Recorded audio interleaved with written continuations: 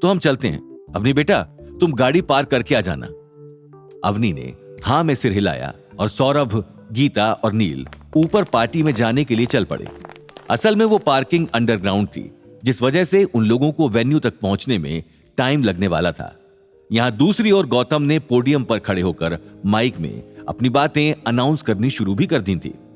देखिए, मैं अपनी बात घुमा फिरा कर नहीं करूंगा। मैं सिर्फ इतना ही कहना चाहता हूं कि हमें इससे जो भी मुनाफा होगा उसे हम बेशक अपनी पर्सनल लाइफ में यूज कर सकते हैं, नई बिल्डिंग खड़ी कर सकते हैं, नए घर बना सकते हैं। लेकिन मेरा ख्याल इस मामले में कुछ अलग है। असल में मैं बूढ़े लोगों के लिए आश्रम और बच्चों के लिए स्कूल बनाना चाहता हूं। हमने देखा है कि हमारे देश में एजुकेशन ना होने की वजह से लोगों की जिंदगी के ऊपर काफी असर पड़ता है। अगर मैं इसको किसी तरीके से खत्म कर सकता हूं तो मैं जरूर करना चाहूंगा, और मुझे लगता है कि ये पैसा मुझे उन बूढ़े माँ बाप के लिए आश्रम बनाने में और बच्चों को अच्छी एजुकेशन देने में मदद करेगा। और मुझे यकीन है कि आप लोगों को भी मेरे इस फैसले से कोई एतराज नहीं होगा। अगर आप लोगों को कोई एतराज है तो अभी मुझे बता दीजिए। जैसे ही गौतम की बातें खत्म हुई, लोगों की तालियों की गड़गड़ाहट उसके कानों में सुनाई देने लगी। हर कोई खुशी से खड़े होकर जोरों से तालियां बजाने लगा और भीड़ में से एक आदमी ने कहा, सुपर्ब सर जी, क्या सोच है आपकी। आज के जमाने में इस तरह की सोच रखने, और वो भी आजकल की यंग जनरेशन होने के बावजूद, जो ज्यादातर इन सब चीजों के बारे में सोचते ही नहीं है। उन्हें तो बस अपने ऐशो इशरत, क्लब्स, पार्टी, घूमना फिरना, यही सब लगा रहता है। और ऐसे में आपने ये सोचा, कमाल है। हम सबका आपको सलाम है, क्यों भाइयों।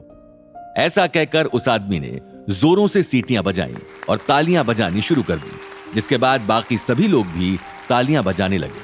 फिरोज मलिक भी खड़ा होकर गौतम के लिए तालियां बजा रहा था।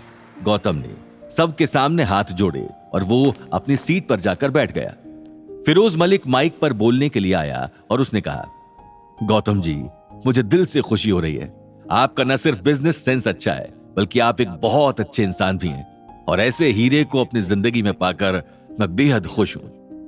गौतम अचानक फिरोज मलिक के पास पोडियम पर गया और उसने थोड़ा सा पीछे हटने के लिए कहा और माइक पर आकर अनाउंस किया, आई एम सॉरी दोस्तों, मैं आपका दोबारा वक्त ले रहा हूं, लेकिन मैं एक चीज कहना भूल गया था, और अगर मैंने ये नहीं बताया तो मुझे लगता है कि ये अनफेयर होगा।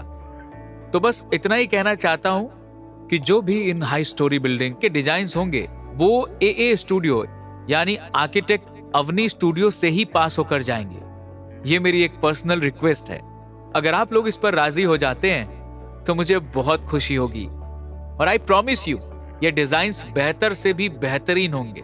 शी इज माई वाइफ और उसके डिजाइन्स बहुत ही जबरदस्त होते हैं। फिरोज मलिक मुस्कुराया और उसने माइक पर आकर कहा, गौतम जी, आप कह रहे हैं तो हमारे लिए वो पत्थर की लकीर है।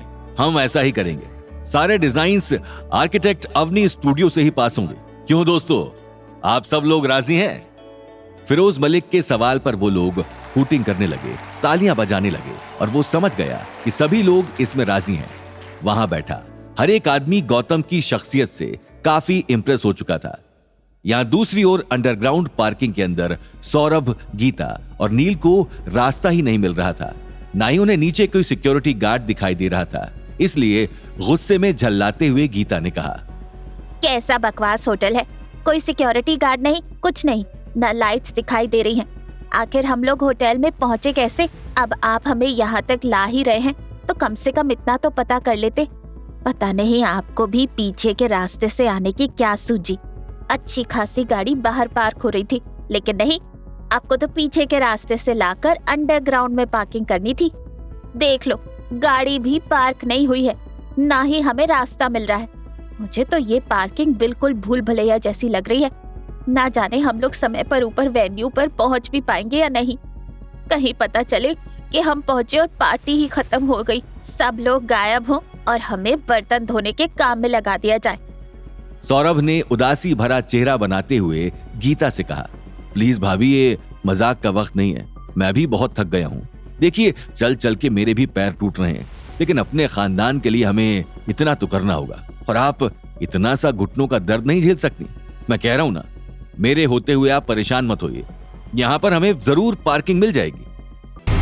आगे की कहानी जानने के लिए देखिए अगला एपिसोड सिर्फ पॉकेट एफएम के यूट्यूब चैनल पर और रॉयल वारिस के सारे एपिसोड्स को सुनने के लिए डिस्क्रिप्शन में दी लिंक से डाउनलोड करें पॉकेट एफएम ऐप।